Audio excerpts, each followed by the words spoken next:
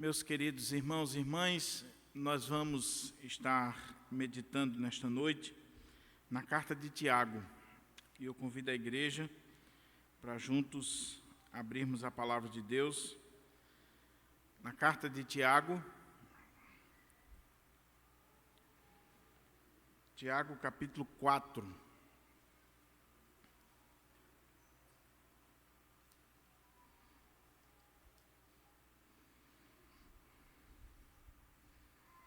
Tiago, capítulo 4,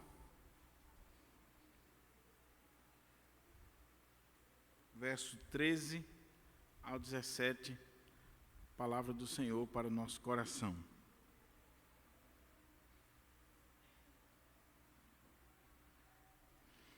Amém? Diz assim a palavra de Deus. Escutem agora vocês que dizem, hoje ou amanhã iremos para a cidade tal, e lá passaremos um ano, e faremos negócios e teremos lucros.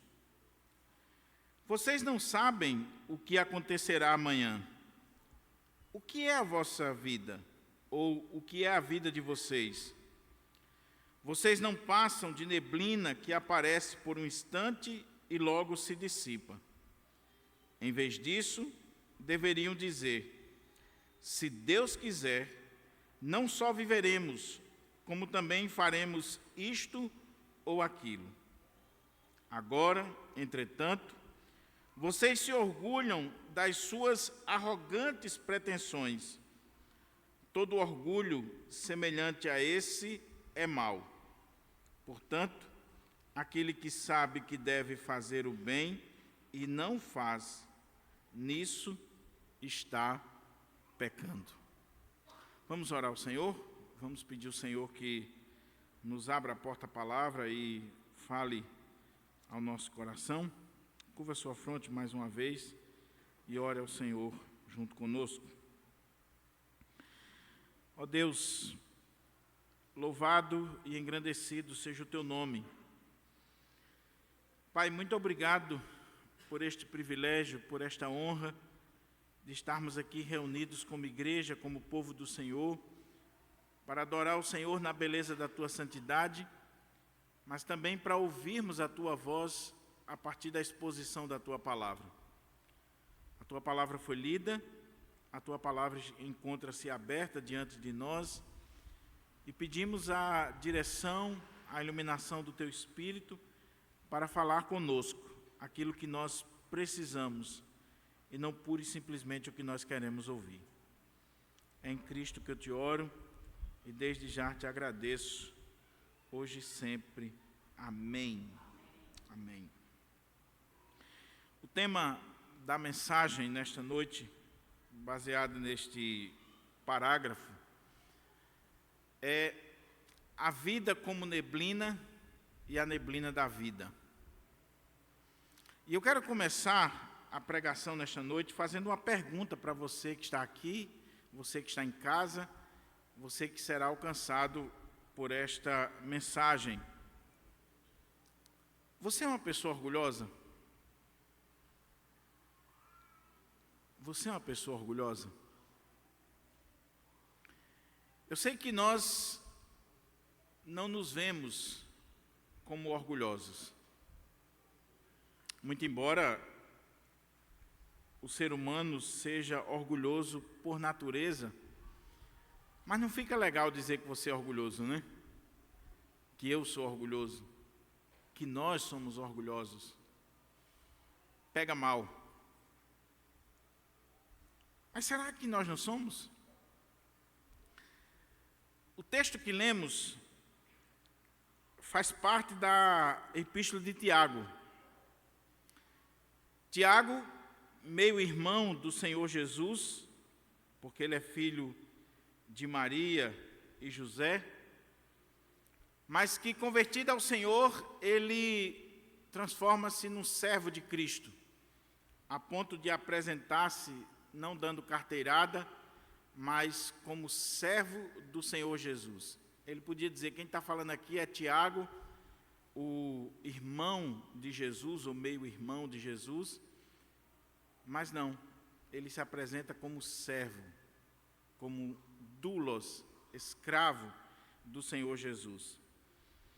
Ele foi pastor da igreja de Jerusalém, um dos grandes líderes da igreja primitiva, um homem de extrema influência por ocasião do primeiro concílio da história da igreja, um homem que, por sua piedade, por sua devoção, ficou conhecido na história como Tiago, aquele que tinha os joelhos de camelo, porque ele orava muito de joelhos e os seus joelhos tinham marca de tanto tempo que ele passava na presença do Senhor de joelhos.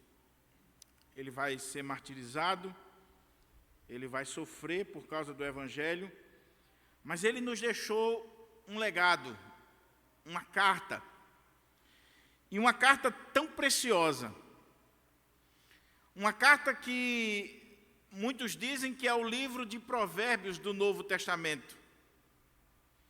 Outros dizem que a carta de Tiago é a melhor exposição do Sermão do Monte.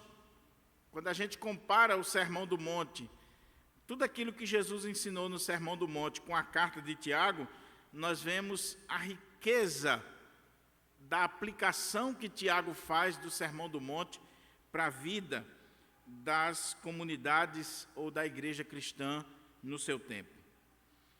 Tiago está escrevendo para uma igreja dispersa, como o próprio capítulo 1, versículo 1 diz, uma igreja que está vivendo na diáspora. Ele escreve para as 12 tribos dispersas, ou as 12 tribos que se encontravam na diáspora, fora dos limites de Jerusalém e da própria terra de Israel. O povo de Deus que se encontrava disperso. E ele escreve para trazer consolo, conforto, direção, exortações. Ele está preocupado como pastor da igreja mãe, da primeira igreja, ele está preocupado com aqueles irmãos que estão sofrendo, que estão espalhados pelo mundo da época e que estão sofrendo provações, privações, doenças, opressão por parte de gente rica, gente poderosa, patrões que colocavam essas pessoas para trabalhar e não pagavam o seu salário. Eles enfrentavam enfermidades, perseguições, todo tipo de provação. No capítulo 1, Tiago diz: tende por motivo de toda alegria quando passardes por várias provações. E a palavra que ele usa lá para várias provações é provações policromáticas, multicoloridas, provações de todo tipo, de todas as cores, de todos os lados. Então ele escreve para instruir aquela igreja, para trazer consolo e conforto para aquela igreja. Mas ele não traz só conforto, ele traz exortações, porque aquele povo estava precisando de exortação. Havia problema com a língua, havia problema de liderança, havia problemas dos mais diversos, porque aquela igreja era uma igreja de carne e osso. Era gente que estava espalhada pelo Império Romano, que servia a Deus e que era de carne e osso, e que precisava ser acompanhada diuturnamente. E o pastor Tiago, líder da igreja, um dos líderes influentes da época, está escrevendo para essa igreja de carne e osso que está dispersa. Quando a gente chega aqui no capítulo 4, Tiago está tratando de vários assuntos, e talvez o que resume o capítulo 4, de forma muito clara para nós, é o problema do mundanismo, que Tiago está chamando a atenção aqui. Dr. Augusto Nicodemos, no seu comentário da carta de Tiago, ele resume o capítulo 4 com o tema do mundanismo. Mas neste último parágrafo aqui do capítulo 4, Tiago está chamando a atenção para esse assunto do orgulho, da presunção. E ele vai falar isso dentro de um contexto que parece que não tem nada a ver, mas tem tudo a ver.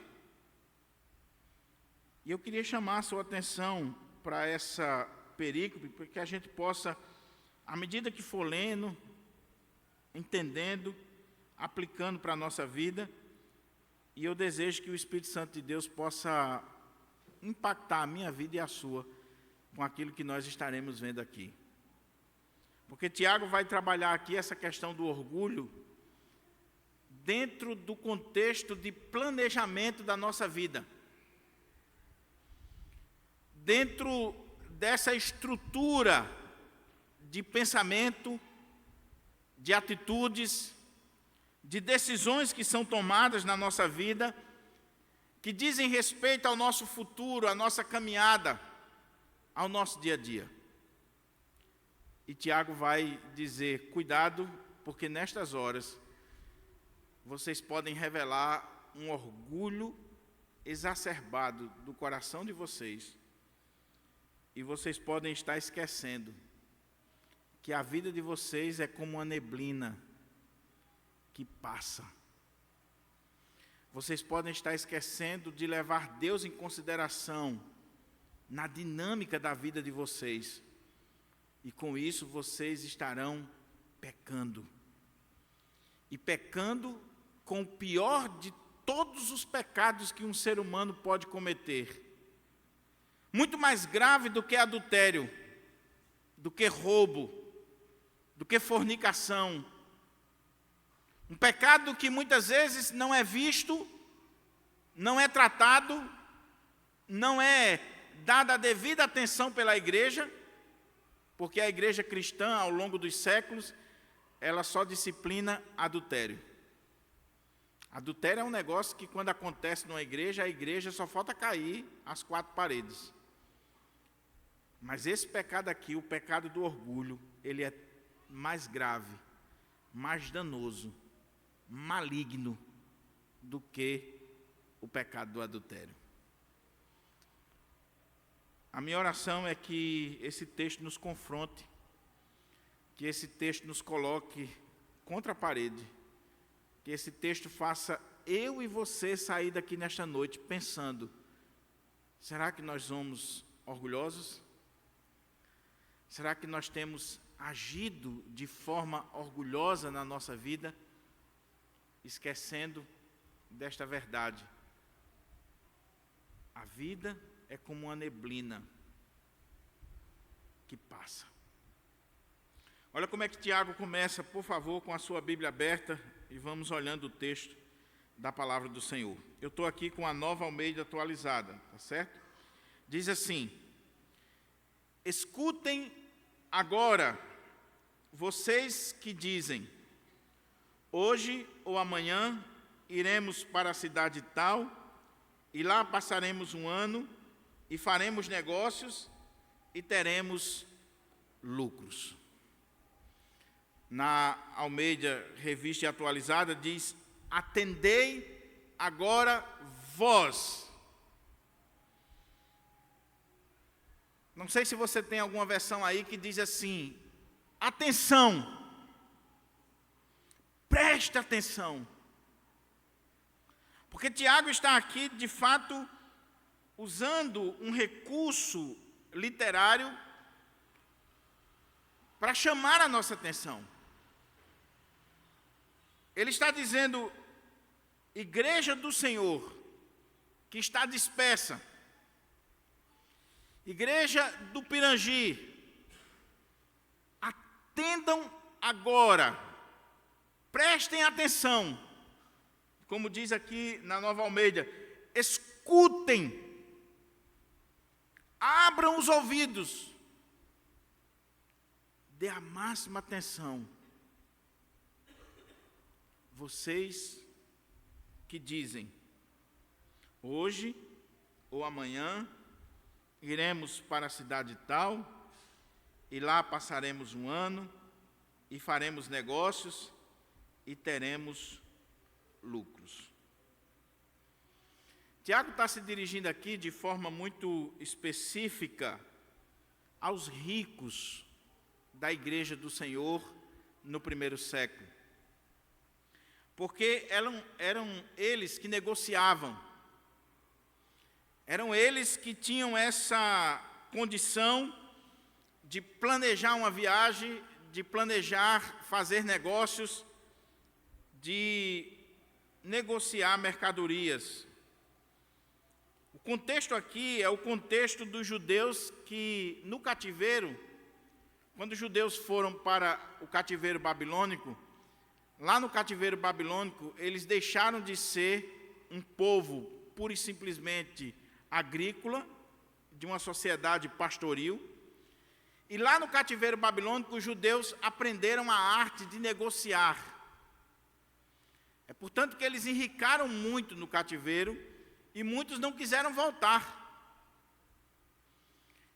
E em toda a história, Dr. William Barclay, quem trabalha isso de forma mais clara, em toda a história, os judeus viraram sinônimos de bons negociantes, de gente que tem essa capacidade de fazer negócios, de enricar, de ter lucros, de serem previdentes, de olhar para frente e dizer assim, nós podemos entrar por essa linha aqui que nós vamos negociar e vamos ter lucro.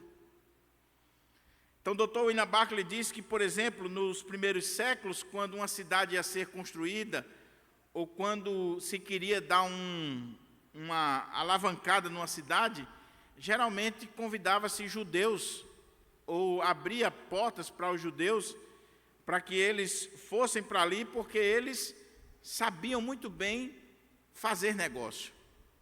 Eles tomavam conta das cidades. Até hoje os judeus são bons negociantes. Até aqui nenhum problema. Porque esses homens precisavam sim negociar. E como o texto diz aqui, isso exigia planejamento. Porque eles negociavam com vinho, com cereais, e eles precisavam fazer longas viagens, viagens a navio, viagens que duravam meses, até anos. Eles precisavam saber qual cidade eles deveriam ir, que tipo de produto eles deveriam levar, quanto tempo aqueles produtos aguentariam, não se estragariam. Eles precisavam ter noção de como agir dentro daquele contexto do primeiro século, para eles poderem ter lucros. Então, a ideia que Tiago está colocando aqui é de um cristão judeu, porque ele está escrevendo ainda num contexto onde a igreja está circunscrita ao ambiente judaico. Ele está levantando aqui um ponto e levantando uma questão de um judeu com um mapa em cima da sua mesa, com os seus empregados ou sócios, e dizendo assim, olha, nós vamos para essa cidade, a viagem vai durar tantos meses, nós vamos passar alguns meses ou um ano, nós vamos levar esse tipo de material, nós vamos levar vinho, cereais, isso aqui, nós vamos pegar um navio tal, e depois nós vamos ter lucros e nós voltaremos. Nenhum problema. Porque a própria palavra do Senhor diz que do homem são os planos, as preparações do coração. Nós devemos planejar. A ideia aqui é aquilo que acontece ainda hoje em uma empresa, em uma casa bem organizada, quando a diretoria ou a família se reúne e diz, vamos colocar na mesa aqui os nossos planos, vamos fazer aqui o orçamento, vamos planejar aqui como vai ser a nossa vida, vamos fazer os cálculos. pessoa não está levando a vida assim, de qualquer maneira. Então, a primeira coisa que eu quero destacar, olhando para esse texto, é que o texto está falando de planejamento estratégico, de visão de futuro.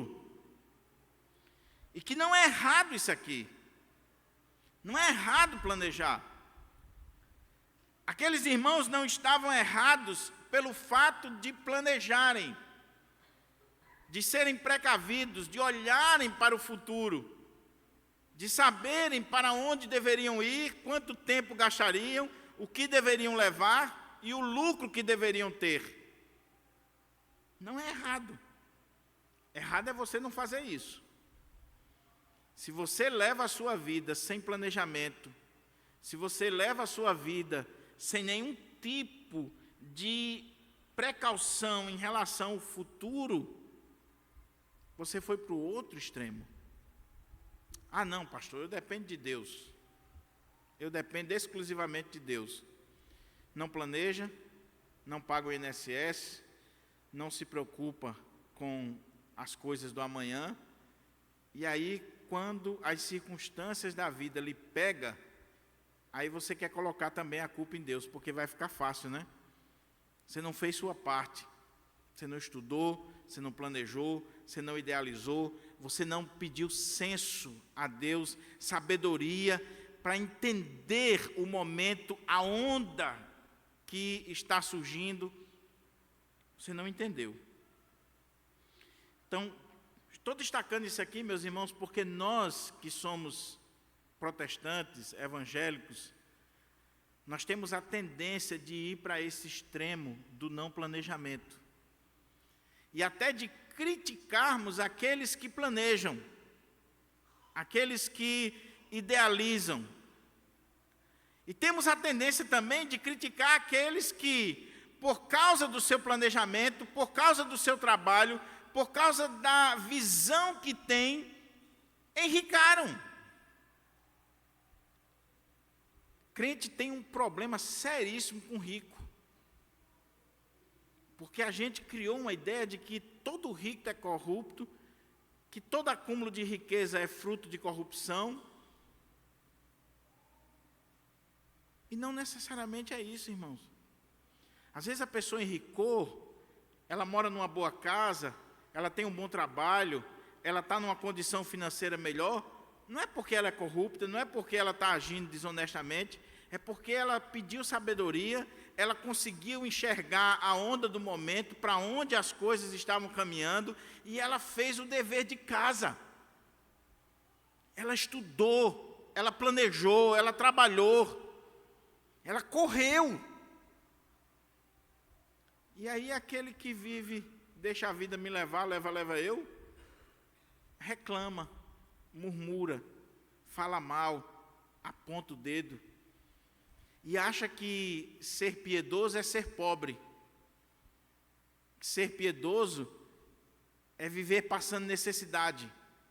Não, você pode ser rico e ser piedoso. Jó era o homem mais rico da sua época e era piedoso. Salomão, Davi e tantos homens de Deus que foram extremamente ricos. Abraão. Então, cuidado quando você olha para a vida de forma equivocada. Mas existem pecados que são pecados dos ricos. Aí sim.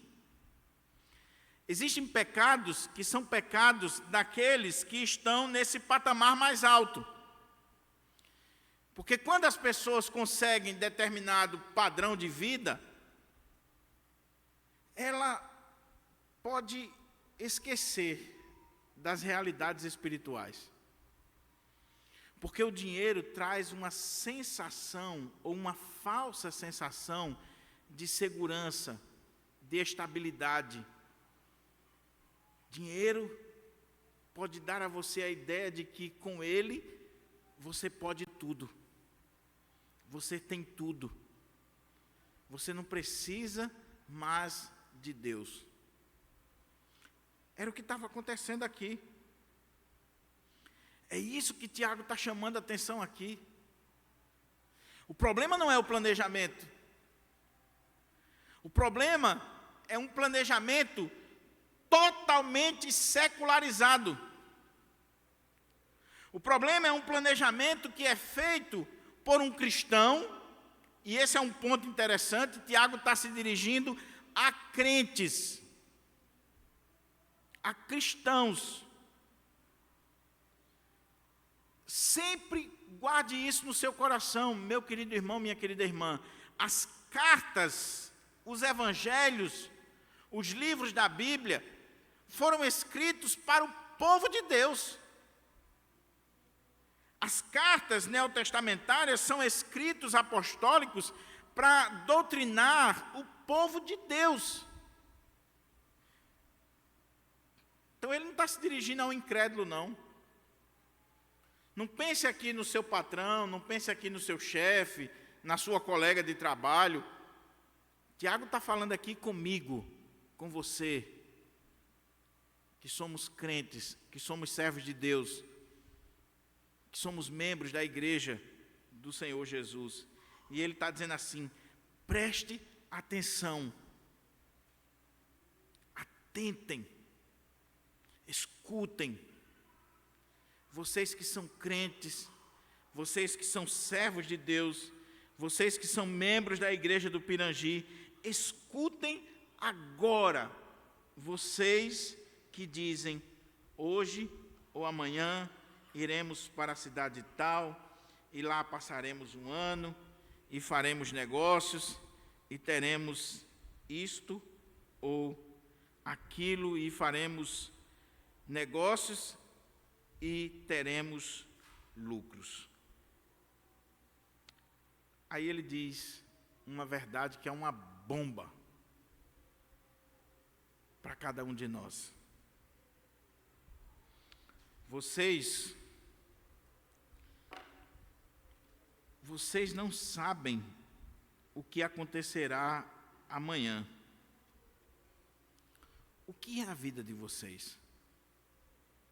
Vocês não passam de neblina que aparece por um instante e logo se dissipa. O que Tiago está fazendo aqui? Tiago está falando aqui com os ricos, irmãos. Lembre-se disso. Mas é claro que o texto foi inspirado por Deus e está na Bíblia e está na carta de Tiago, porque se por um lado os ricos têm esse pecado mais presente na sua vida, o pobre que quer se tornar rico, ele carrega isso potencialmente. Então é para todos nós, para quem é rico e para quem é pobre. Ele está dizendo: olha, não é problema você planejar, o problema não está aqui. Mas o problema é quando você planeja de forma secular. É quando você planeja e a base do seu planejamento é pura e simplesmente o dinheiro, a razão, a sua intelectualidade. É quando você fez o dever de casa direitinho. O que eles fizeram?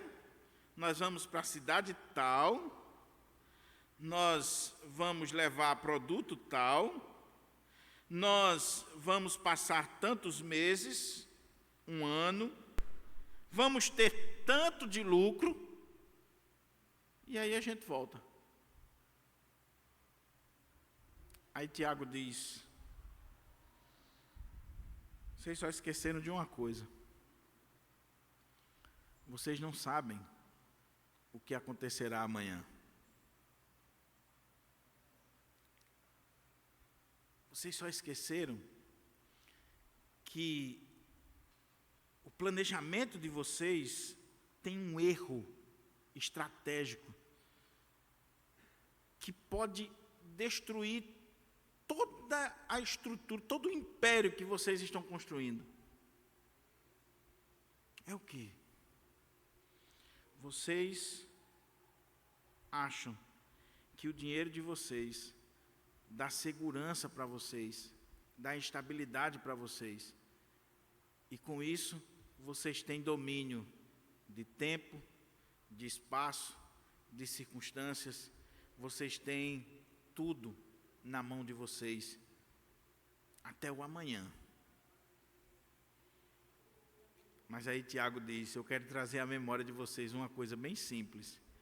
Vocês não sabem o que sucederá amanhã. Você já parou para pensar na atualidade do que ele está dizendo aqui?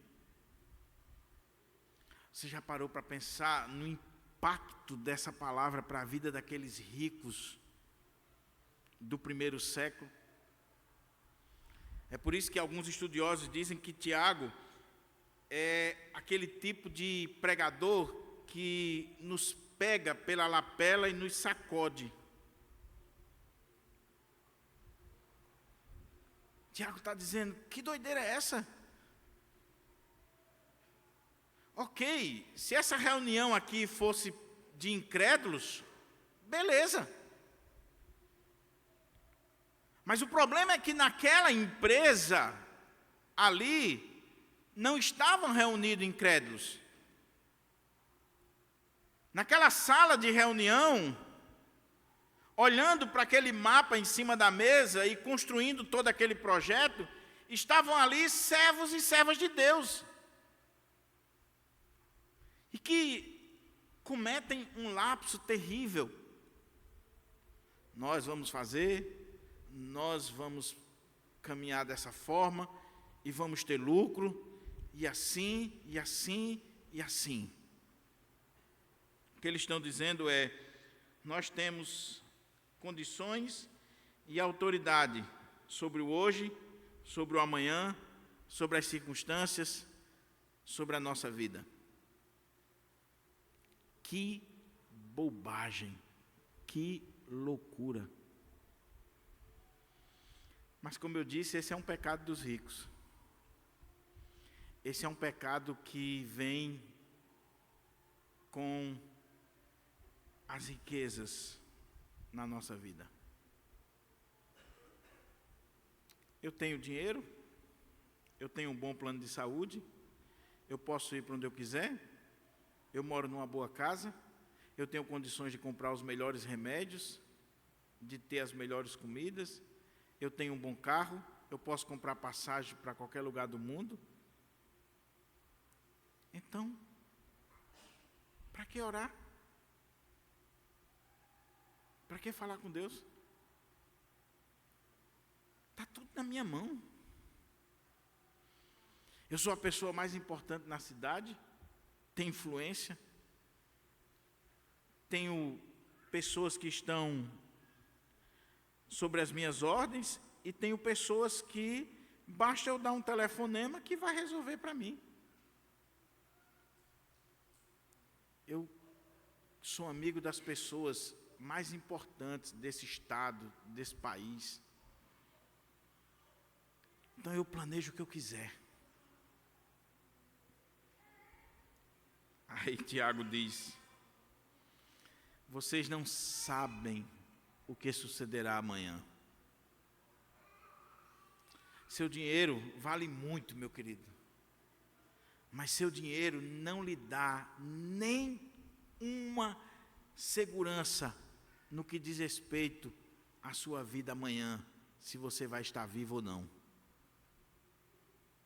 Ele pode lhe dar uma boa casa, ele pode lhe dar um bom carro, ele pode dar o plano de saúde, ele pode dar muitas coisas, mas ele não pode lhe dar a garantia que você vai estar vivo amanhã, ou daqui a 1 hora, ou daqui a alguns minutos. No dia que Justinete estava internada lá no Hospital do Coração, morreu um médico que chegou lá, um jovem amigo da equipe da UTI do Hospital do Coração, rico, influente, querido, mas não teve jeito. Vocês não sabem o que sucederá amanhã.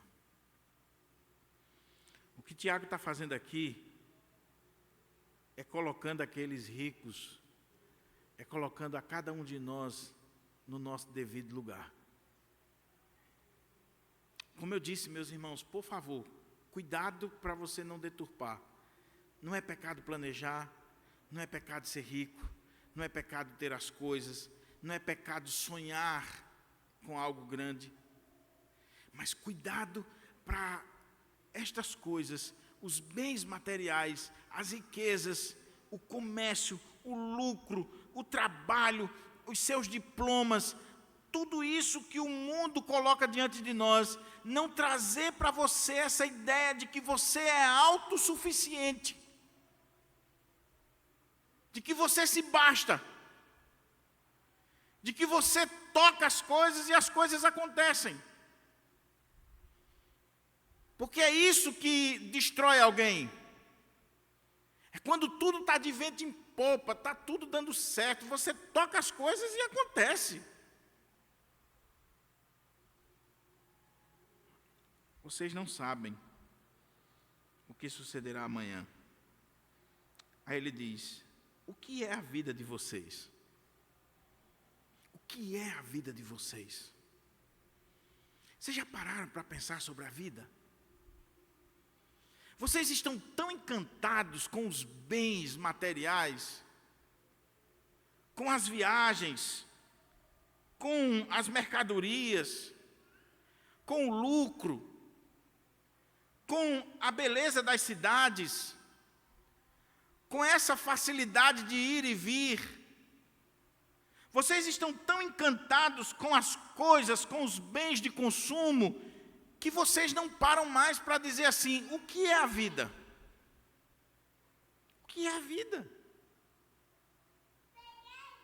Os bens materiais, meus irmãos, muitas vezes roubam a nossa atenção. Nós estamos encantados com as coisas. E é claro que o comércio trabalha assim mesmo. Você já prestou atenção que você vai para o shopping e quando você está dentro do shopping, você não tem noção do tempo? Porque no shopping você não sabe se é de dia ou de noite. E aquilo ali é planejado. A iluminação é a mesma, o ambiente é o mesmo, para que você esteja ali e você não se preocupe se o tempo está passando, se a noite chegou. É planejado. Então você entra no shopping, você começa a andar nas lojas e ver as coisas, e cada dia mais a propaganda, o marketing, vai mostrando a você que você precisa daquilo, vai criando em você a necessidade. E a coisa se torna tal que você não para mais para refletir sobre o que é a vida. O que é a vida? Tinha um programa na TV Cultura, né? Provocações, que o autor do programa, o apresentador, ele sempre terminava as entrevistas fazendo essa pergunta: o que é a vida? E aí o cara dizia: a vida é isso. Aí ele dizia: mas o que é a vida? E o cara respondia de novo. E ele dizia: mas o que é a vida? Ele ia espremendo. Tiago diz: preste atenção, vocês que estão dizendo que hoje ou amanhã vamos fazer isso, vamos fazer aquilo, vamos negociar, teremos lucros, porque nós somos expertos, nós somos batutas nisso aqui. Vocês não sabem o que acontecerá amanhã. E eu pergunto: o que é a vida de vocês? Vocês não passam de uma neblina que aparece por um instante e logo se dissipa. Oh, meus irmãos, olha como a Bíblia é realista. A Bíblia não está sendo aqui em nenhum momento sarcástica. A Bíblia não está aqui sendo pessimista. Nós não estamos aqui diante de um filósofo pessimista, nós estamos diante de um pastor, de um pregador, que está querendo trazer consolo para as suas ovelhas. Mas consolo a partir do que é real, da realidade. Ele não quer iludir suas ovelhas. Então aqui não é uma visão pessimista do homem, aqui é uma visão realista de quem é o homem. Porque o mundo traz uma visão ou pessimista ou ilusória. E aí começa a mostrar para você que você é o cara, que você é alguém. Tudo para esconder quem de fato você é. Como de fato é a sua vida. Tiago está dizendo, a vida de vocês é como uma neblina que passa. Você já viu a neblina? Você já prestou atenção na neblina? Você já viu que coisa efêmera, passageira, singela? Tiago está dizendo, a vida de vocês é como uma neblina que aparece por um instante e logo se dissipa, se acaba. A palavra de Deus tem vários textos que falam sobre a nossa vida como sendo passageira, efêmera, vulnerável. A Bíblia coloca que a nossa vida é como um conto ligeiro, um contozinho que você lê assim em 10 minutos. A nossa vida é como a lançadeira do tecelão, muito rápido. A nossa vida é como neblina que passa.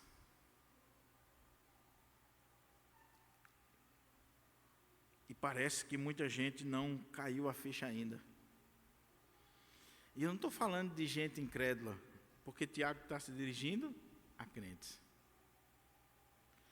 E os bens de consumo, a tecnologia, o dinheiro, pode dar a impressão que você vai viver muito, que você vai até se eternizar.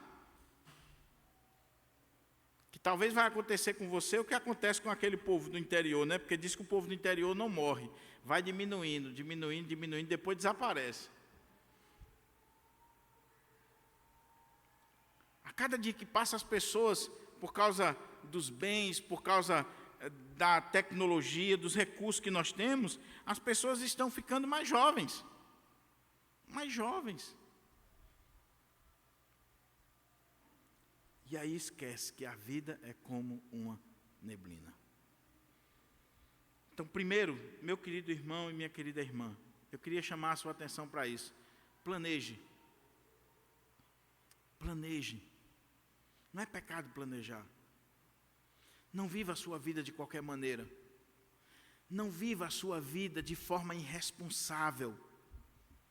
Não viva a sua vida achando que as coisas vão cair do céu e vão acontecer assim, sem nenhum esforço, sem nenhum trabalho. Não. Claro que não. Ah, pastor Diogo é pastor de Pirangi. Eu fiz Instituto Bíblico 1 ano, 2 anos aqui em Natal, no STEM.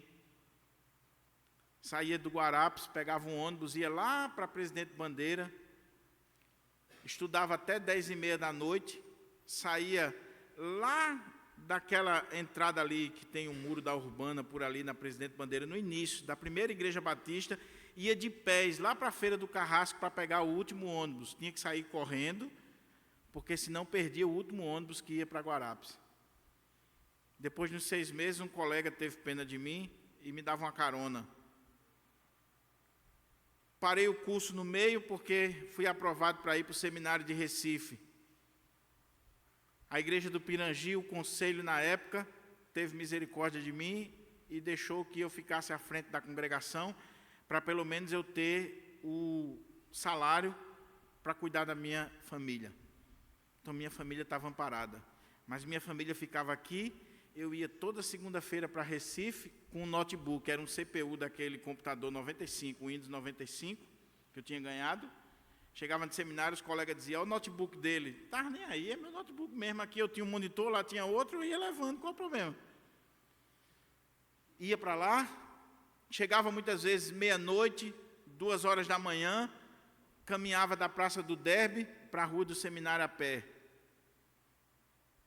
Por algumas vezes entrei na Rua do Seminário e entrou um cara do outro lado também, a Rua do Seminário é estreitinha, eu digo, pronto, e agora? Agora já era. E vai se aproximando, daqui a pouco o cara correu. Eu já ia correr, mas ele correu, então já estava bem pertinho do seminário. 4 anos, indo e vindo. Sabe por quê? Porque a vida não é fácil para ninguém.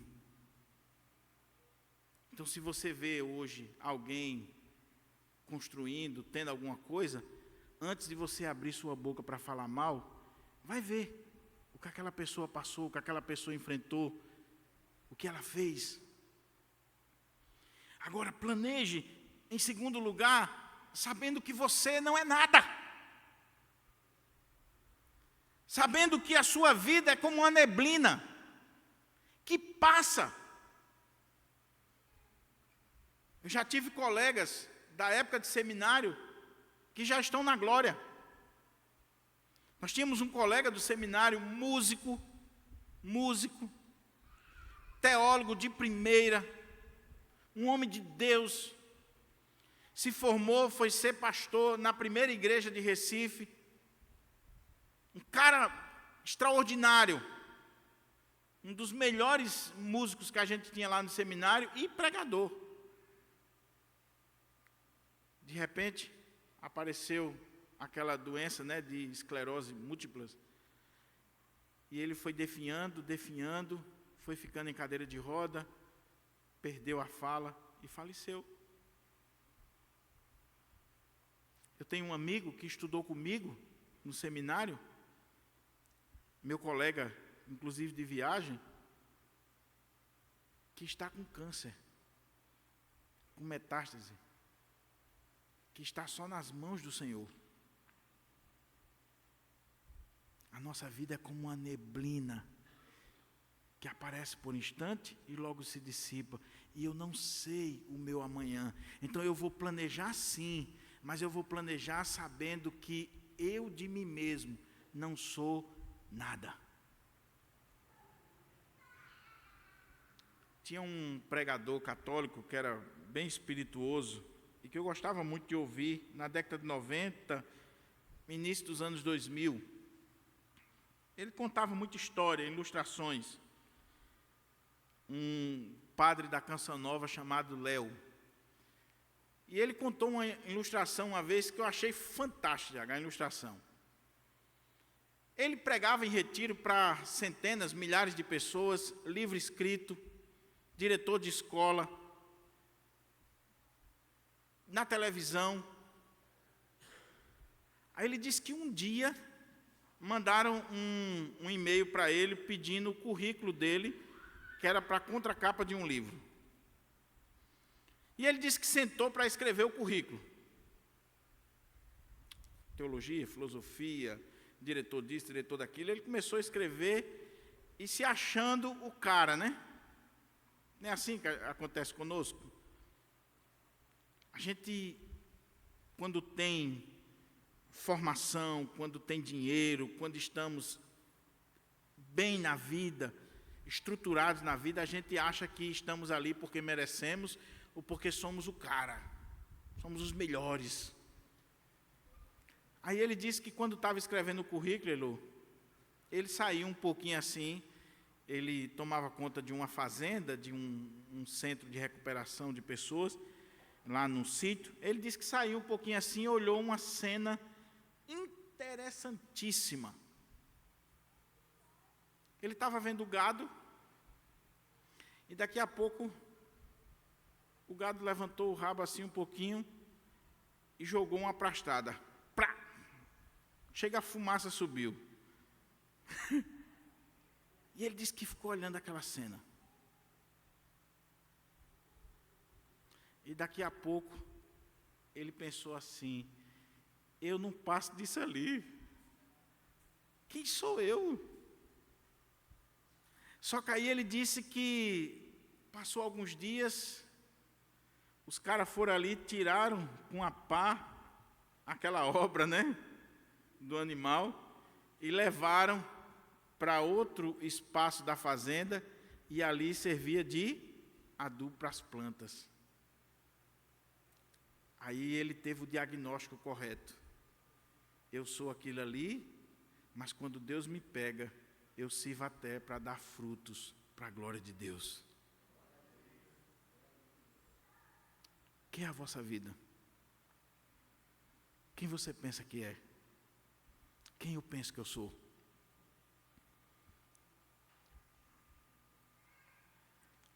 Olha como é que o texto continua para a gente caminhar para a conclusão.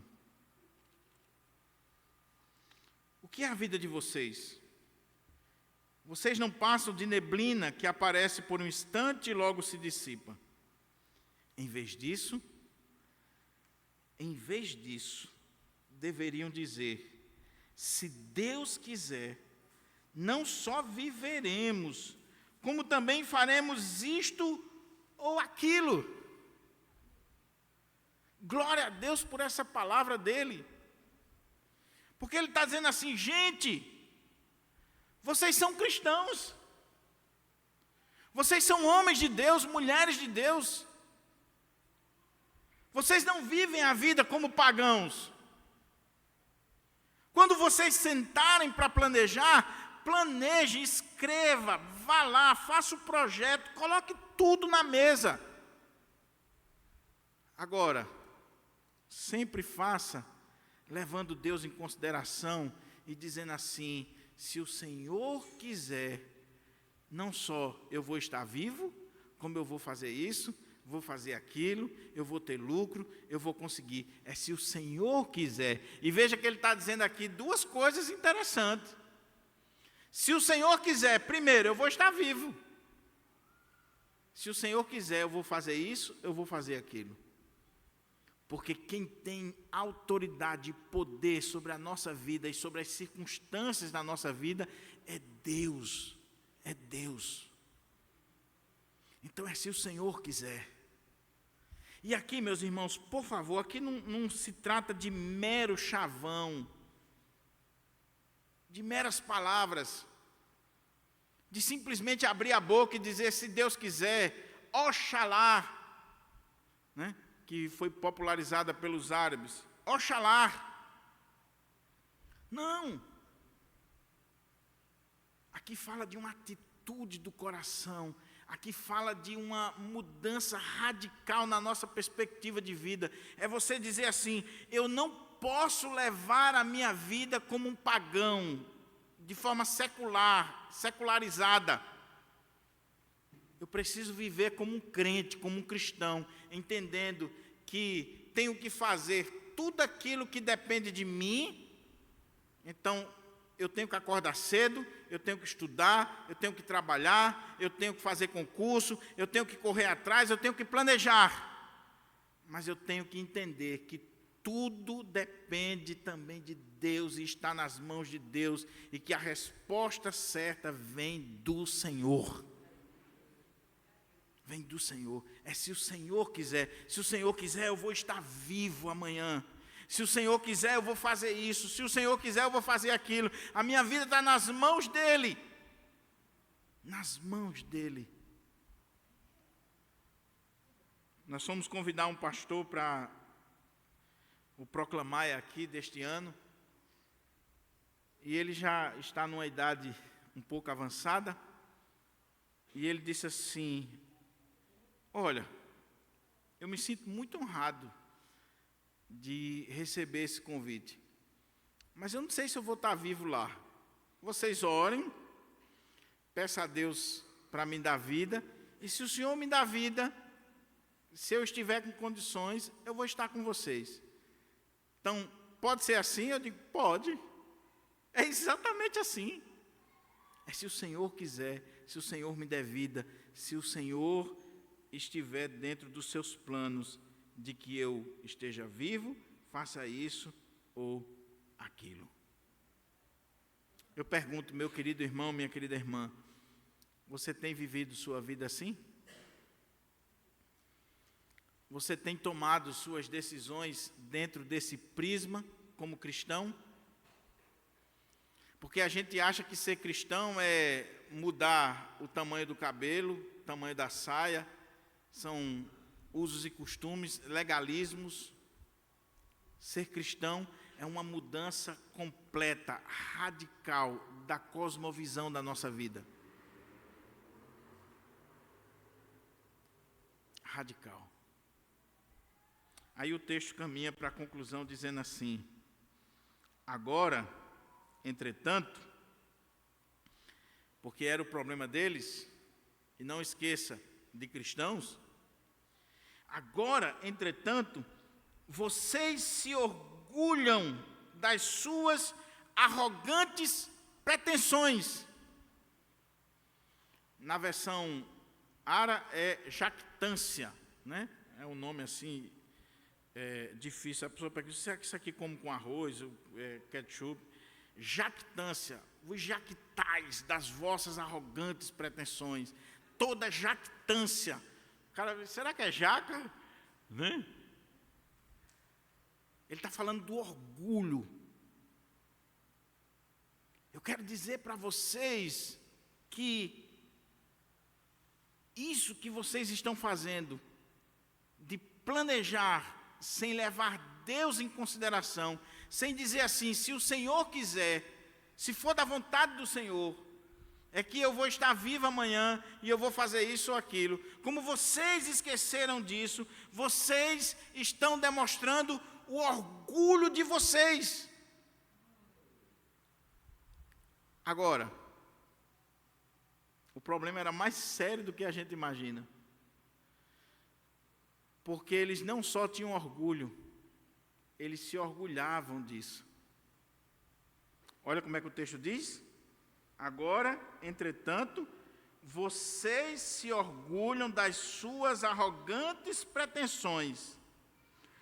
Todo orgulho semelhante a esse é mau ou maligno. Pense. Agora eu pergunto para você, será que esses irmãos aqui, eles estavam fazendo isso assim, de forma deliberada, dizendo para as pessoas, olha, nós somos orgulhosos, nós, para que orar? Para que buscar a Deus? Para que clamar pela vontade de Deus? Precisa disso não. Crente não é assim não. Crente é piedoso, né? Ou pelo menos deveria ser. Mas Tiago está dizendo aqui, meus irmãos, cuidado com esse orgulho, com essa jactância, porque vocês estão se orgulhando e vocês estão demonstrando arrogantes pretensões. Eu fui pesquisar sobre o que Tiago está dizendo aqui e achei interessante. Na língua grega, a palavra que ele utiliza aqui para arrogantes pretensões, que tem a ver com esse orgulho que ele está denunciando, na língua grega a palavra ou traz a ideia de curandeiro. O que era o curandeiro naquela época?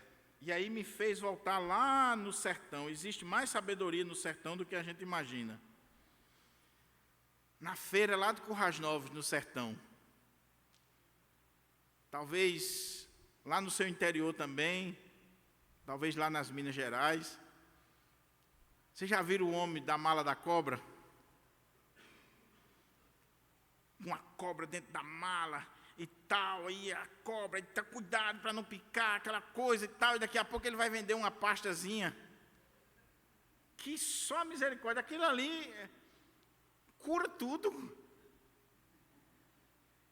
Então, era muito comum esses curandeiros oferecendo produtos de forma garbosa, orgulhosa, dizendo que aquilo ali tinha a solução para tudo. É a pastazinha, o confeitinho que você diz assim, meu amigo, é 1001 utilidade. 1001 utilidade. Então Tiago está dizendo, cuidado, meus irmãos, porque vocês estão se orgulhando e essas arrogantes pretensões de vocês estão fazendo de vocês aquele curandeiro lá.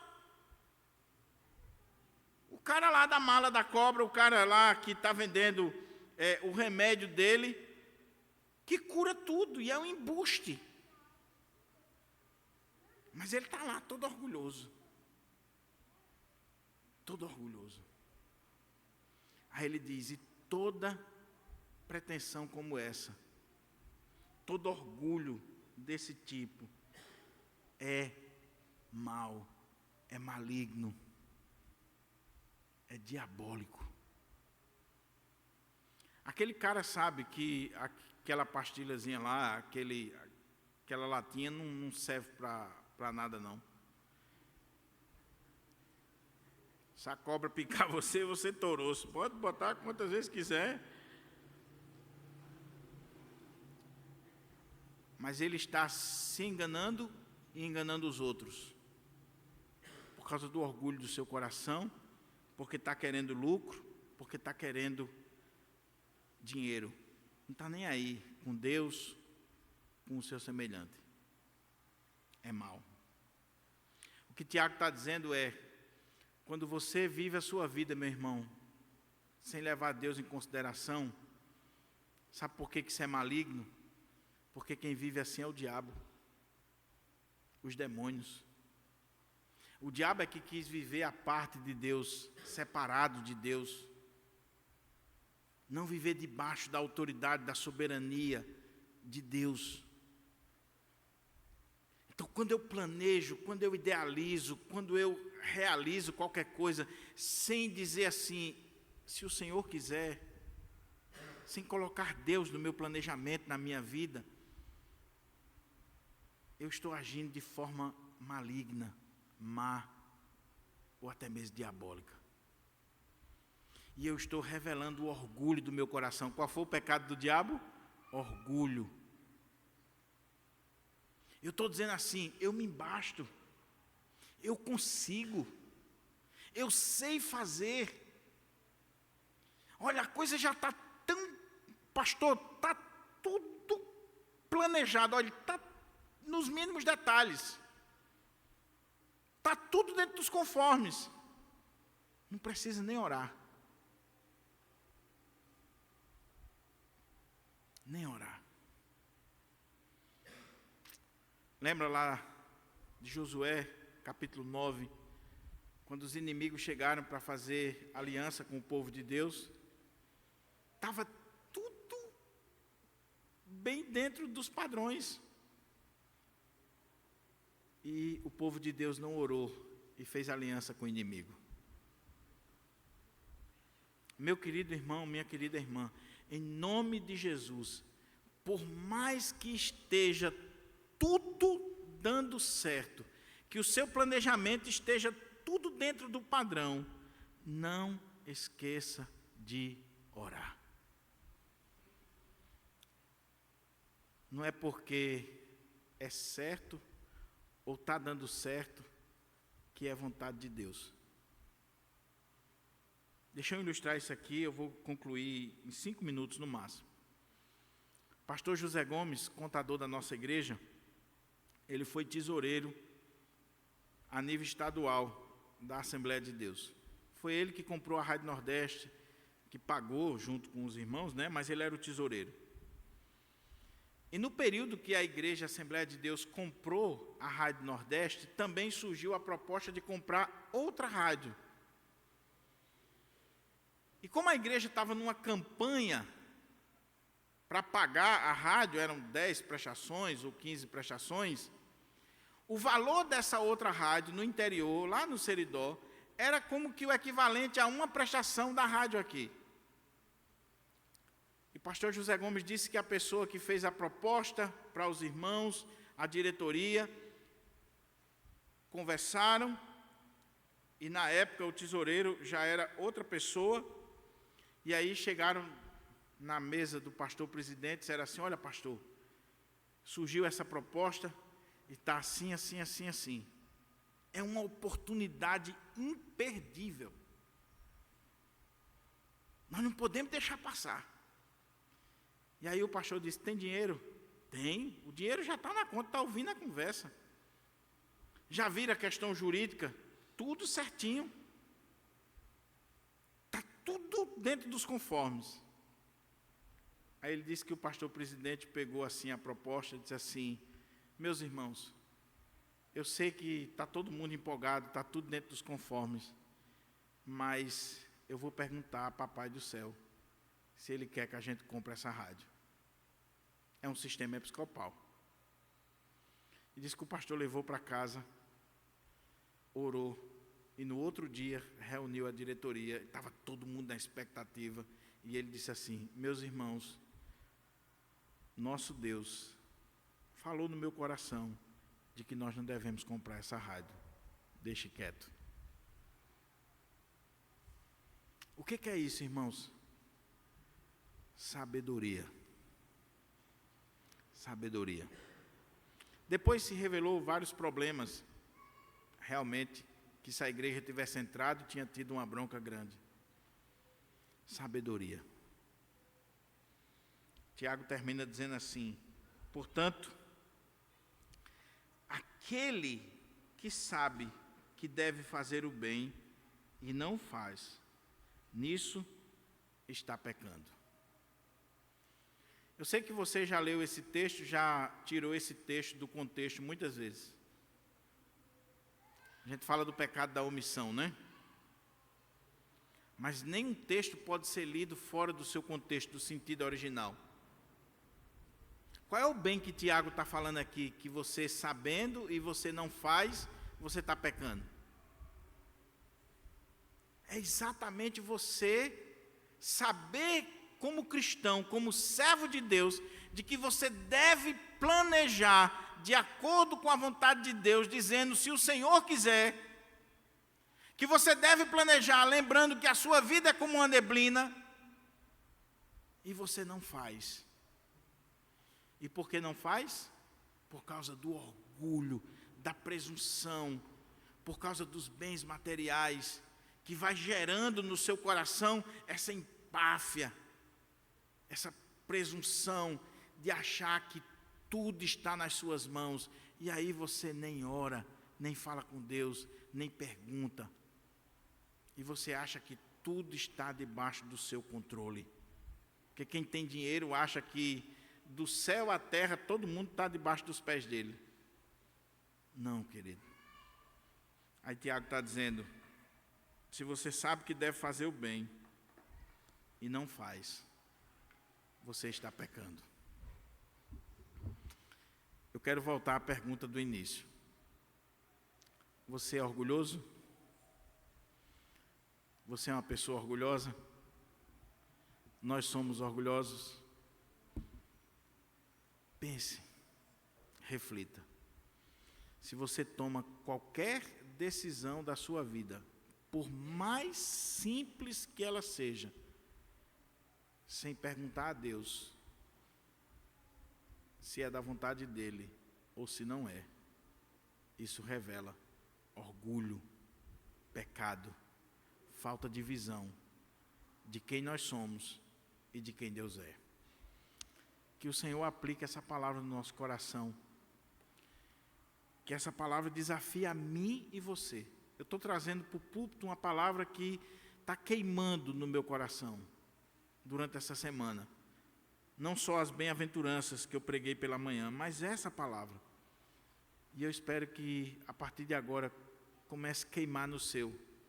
Que você saia daqui pensando, refletindo e dizendo, Senhor, me dá a graça de planejar, levando o Senhor em consideração, planejar como crente, planejar como servo de Deus, planejar dizendo, se o Senhor quiser. Não pura e simplesmente de lábios, mas de coração, com atitude. Vamos ficar de pé para a gente orar?